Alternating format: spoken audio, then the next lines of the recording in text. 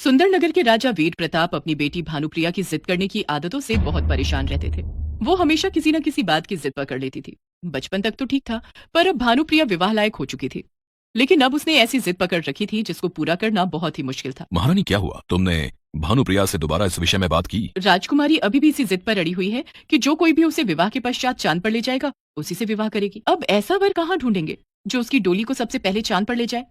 तभी राजकुमारी भानुप्रिया आ जाती है। राजकुमारी, हमने बहुत कोशिश की कि तुम्हारे लिए कोई अच्छा राजकुमार मिल जाए, पर तुम्हारी इच्छा ही ऐसी है जिसे देखकर हर राजकुमार ने तुमसे विवाह करने के लिए साफ मना कर दिया है। यदि तुम किसी गरीब युवक से भी जो तुम्हारी इस इच्छा को पूरा कर देगा विवाह कर सकती हो, तो हम कल ही राज्य में ऐलान कर देते हैं। पिताजी महाराज, मुझे आपकी सारी शर्त मंजूर है। मुझे इससे कोई फर्क नहीं पड़ता कि कोई अमीर है या गरीब। मुझे तो सिर्फ शादी के बाद चांद पर घूमने जाना है। राजकुमारी भानुप्रिया इस शर्त को मान गई। राज्य में ऐलान करवा दिया गया। राज्य के आसपास के गांव वालों ने भी इस खबर को सुना और बातें करने लगे। राजकुमारी बूढ़ी हो जाएगी, पर ऐसा कोई व्यक्ति नहीं मिलेगा जो उसे चांद पर ले जाए।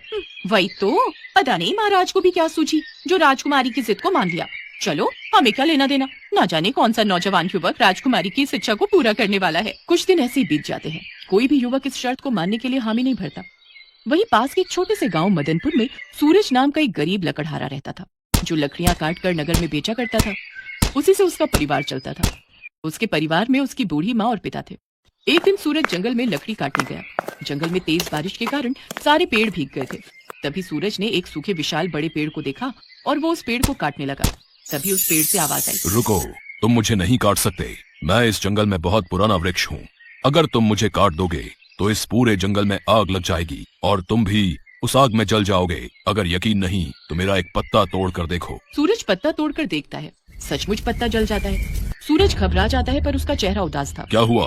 तुम उदास क्यों हो गए? मैंने 2 दिन से बारिश के कारण एक भी लकड़ी नहीं काटी। अब मैं क्या कमाऊंगा और क्या ही खाऊंगा। अच्छा, तो ये बात है। वैसे मैं तुम्हारी मदद कर सकता हूँ। यहाँ से थोड़ी दूर सुंदरनगर राज्य की राजकुमारी भानुप्रिया। पेड़ सूरज को भानुप्रिया की शर्त के बारे में बताता है। पर मैं राजकुमारी की ये शर्त कैसे पूरी कर सकता हूँ? इस काम में मैं तुम्हारी सहायता करूंगा। मैं तुम्हें अपनी शक्तियों के द्वारा जादुई पत्तियों का बना एक कालीन दूंगा, जिस पर बैठकर तुम राजकुमारी भानुप्रिया के साथ सीधे चांद पर पहुंच जाओगे। पर इससे मुझे क्या फायदा होगा? मेरी गरीबी कैसे दूर होगी? जैसे ही तुम्हारा विवाह भानुप्रिया से होगा, तुम्हारी किस्मत बदलनी शुरू हो जाएगी। तुम शीघ्र जाओ और महाराज वीर प्रताप से भानुप्रिया का हाथ मांग लो। पेड़ की बात मानकर सूरज राजा वीर प्रताप के पास जाता है और भानुप्रिया की शर्त पूरी करने की बात कहता है। ये सुनकर राजा वीर प्रताप बहुत खुश होते हैं, पर वो अपनी बेटी को समझदार भी बनाना चाहते थे, इसलिए वो सूरज को कुछ समझाते हैं जिसके बारे में भानुप्रिया नहीं जानती थी। भानुप्रिया और सूरज का विवाह हो जाता है और पेड़ सूरज को एक जादुई कालीन देता है। सूरज अपने माता पिता, महाराज और महारानी सबका आशीर्वाद लेकर भानुप्रिया के साथ उस कालीन पर बैठ जाता है और कालीन चंद्रमा की ओर उड़ने लगता है। सब नगरवासी भी इस नजारे को देख रहे थे। भानुप्रिया को घमंड हो गया था कि आज उसकी एक इच्छा और पूरी हो गई। मुझे विश्वास नहीं हो रहा सूरज, आज मेरी ये इच्छा भी पूरी हो गई। अब तुम और मैं मिलकर चंद्रमा पर अपनी सुहाग रात मनाएंगे। सच में आज मैं बहुत खुश हूँ सूरज। हाँ राजकुमारी, तुम्हारे चेहरे पर खुशी देखकर मैं भी बहुत खुश हूँ। राजकुमारी भानुप्रिया और सूरज कालीन पर उड़ते जा रहे थे। कुछ ही देर में वे दोनों चंद्रमा पर पहुंच जाते हैं और जादुई कालीन गायब हो जाता है। कितना सुंदर नजारा है। मैं चंद्रमा पर हूँ। सूरज, मुझसे तो ये खुशी बर्दाश्त ही नहीं हो रही है। मैं खुशी से फूली नहीं समा रही हूँ। बहुत जोरों की भूख लगी है। सूरज, वो फल और पकवान जो हम साथ में लाए थे, मुझे वो खाने हैं। हाँ, ये रहे। आओ, यहाँ आराम से बैठते हैं। सूरज, आओ ना, तुम भी खाओ। वैसे भी मैं कितनी नसीब वाली हूँ कि मैं जब से पैदा हुई हूँ मेरी सारी इच्छाएं पूरी हो जाती हैं। मेरी चंद्रमा पर सुहागरात की इच्छा भी पूरी हो गई। सूरज भानुप्रिया को देख रहा था। वो बहुत खुश थी। अरे, यहाँ पर सोने के लिए मुलायम पलंग क्यों नहीं है? हम सोएंगे कहाँ? भानुप्रिया, यहाँ पर मुलायम पलंग नहीं मिलेगा। हमें यहाँ इस पथरीली जमीन पर ही सोना पड़ेगा। मुझे जमीन पर नींद नहीं आएगी। मुझे तो मखमल के पलंग पर सोने की आदत है। अब तो हम कुछ नहीं कर सकते। अब तुम्हें यहाँ के वातावरण के साथ ही चलना पड़ेगा। भानुप्रिया कुछ बोल नहीं सकी। वो दोनों उस जमीन पर सो जाते हैं। भानुप्रिया को पूरी रात नींद नहीं आई क्योंकि उसे तो मखमली बिस्तर पर सोने की आदत थी। अगले दिन उसे भूख लगी तो उसने सूरज से कहा, सूरज, मुझे बहुत भूख लगी है और मैं पूरी रात जमीन पर नहीं सो पाई। मुझसे तो चंद्रमा पर रहा ही नहीं जा रहा। अरे, कल तक तो तुम यहाँ आने के लिए बहुत उत्तेजित थी। इस कारण तुमने विवाह के लिए भी यही इच्छा रखी।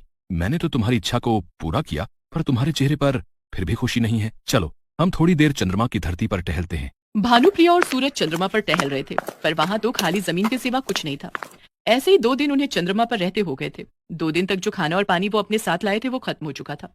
चंद्रमा पर आसपास कुछ भी नहीं था। इसलिए भानुप्रिया का मन जल्दी ही वहां से भर गया। सूरज, बहुत भूख लगी है, हमारे पास कुछ खाने को बचा है?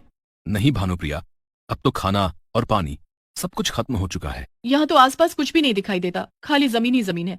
मेरा मेरा यहाँ बिल्कुल मन नहीं लग रहा। सूरज, चलो ना वापस अपनी धरती पर चलते हैं। मुझे यहाँ नहीं रहना, मुझे अपने महल में रहना है। ठीक है भानुप्रिया, जैसा तुम ठीक समझो। सूरज जादुई कालीन को बुलाता है और वे दोनों उस पर बैठकर वापस महल में आ जाते हैं। भानुप्रिया, देखो तुम्हारी चांद पर जाने की इच्छा पूरी हो गई। अब तो जल्दी से तैयार हो जाओ, तुम्हें अपनी ससुराल जाना है, यानी कि सूरज के घर। पर माँ, सूरज तो एक छोटी सी झोपड़ी में रहता है, मैं उसके साथ वहां कैसे रहूंगी? वो तो बहुत गरीब है। राजकुमारी, हमने तुमसे पहले ही कहा था कि यदि तुम्हें चांद पर जाने की अपनी इच्छा पूरी करनी है तो तुम्हें अमीर या गरीब इस बात से कोई फर्क नहीं पड़ना चाहिए। जो तुम्हारी इच्छा को पूरा करेगा तुम उसी से विवाह करोगी। इसलिए अब तुम्हारा विवाह सूरज के साथ हो चुका है। अब तुम्हें उसके साथ उसी हाल में रहना है जिस हाल में वो तुम्हें रखेगा। भानुप्रिया की आंखों में आंसू आ जाते हैं और वो रो पड़ती है और वो सबसे माफी मांगती है। बेटी, एक बात का हमेशा ध्यान रखना, हमारे मन में यदि हमारा अधिकार नहीं है तो हमें सदैव जीवन में दुखों का ही सामना करना पड़ता है। मन तो हमारा बहुत कुछ कहता है, हम ये भी करें वो भी करें। हमारे मन की इच्छा के मुताबिक यदि सब कुछ होने लगा तो फिर जीवन का कोई अर्थ और मनुष्य का कोई अस्तित्व ही नहीं रहेगा। ईश्वर ने हमें जो जीवन दिया है वो परिस्थितियों से लड़ने और जीवन में सहनशीलता रखने के लिए दिया है।